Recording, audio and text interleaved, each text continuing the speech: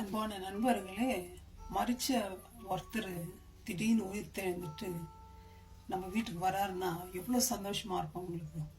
உலகத்தில் யாருன்னா அந்த மாதிரி மறிச்சவங்க உயிரோடு வந்திருக்காங்களே, இயேசுநாதர் செய்த அதிசயத்துக்கு பிற்பாடு அப்படித்தாங்க நடந்தது. சீஷர்கள் என்ன பண்றாங்க, 2 பேர் எம்மா ஊருக்கு போயிட்டு இருக்காங்க.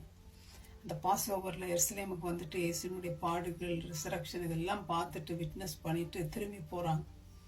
அவர்களுக்கு ரிப்போர்ட் வருது, இயேசுநாதர் உயிர் தேர்ந்துட்டாரு. கல்லறை போய் பார்க்குறாங்க, கல்லறை காலியாக இருக்குது. இதுக்கு முன்னாடி மோசே சொன்ன வார்த்தைகள்லாம் படிச்சிருக்காங்க, இயேசுநாதர் உயிர் தேடுவார். ஆனால் அவங்க ஆண்டவர் மேலே வச்ச நம்பிக்கை ரொம்ப சின்ன நம்பிக்கை. வசனத்தை நம்பலை, இயேசுநாதரே பேசி சொல்லியும் அதையும் நம்பலை. அப்போ இயேசுநாதர் என்ன பண்ணுறாரு, அவங்களோட போய் ஜாயின் பண்ணுறாரு. இயேசுநாதர் ஜாயின் பண்ணிட்டு அப்பயே சொல்லி தெரியப்படுத்திட்டுக்கலாம், நான் தான் இயேசுநாதர் அப்படின்னு. ஆனால் அவங்க கண்ணை மறைச்சிடுறாரு. அநேக அற்புதங்கள் இயேசுநாதர் உலகத்தில் இருக்கும்போது செய்கிறாரு. குருடர்கள் கண்களை திறக்கிறார். இந்த குருடர் தனமான சீஷர்களை எப்படி திறந்தார் தெரியுங்களா? அவருடைய வார்த்தையின் மூலமா. நம்ம வார்த்தையில சொன்ன மக்கும் வந்தாரம் நம்பலாம்.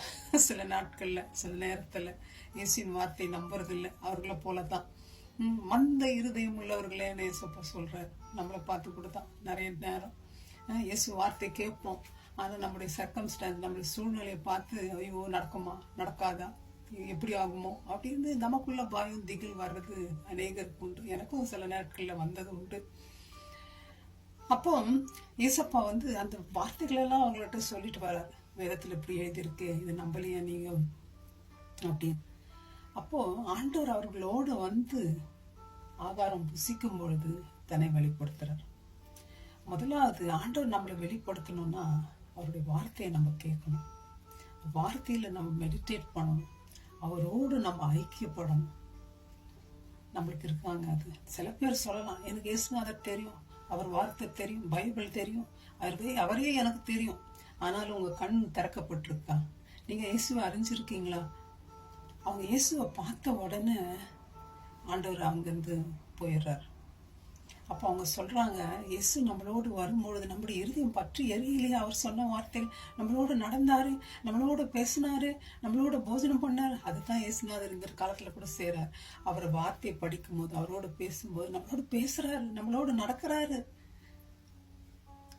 அவங்க கொழுந்து விட்டு எரிஞ்ச பிறகு, ஆண்டவரை பார்த்த பிறகு அவங்க உள்ள அடக்கி வச்சிருக்க முடியல.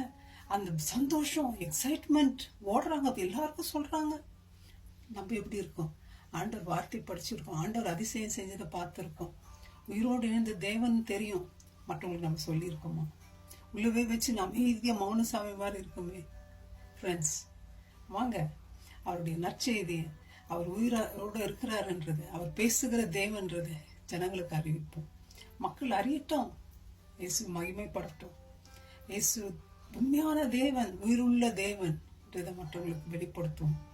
ஆண்டவர் நம் கண்ணை திறந்திருந்தா செய்வோம்.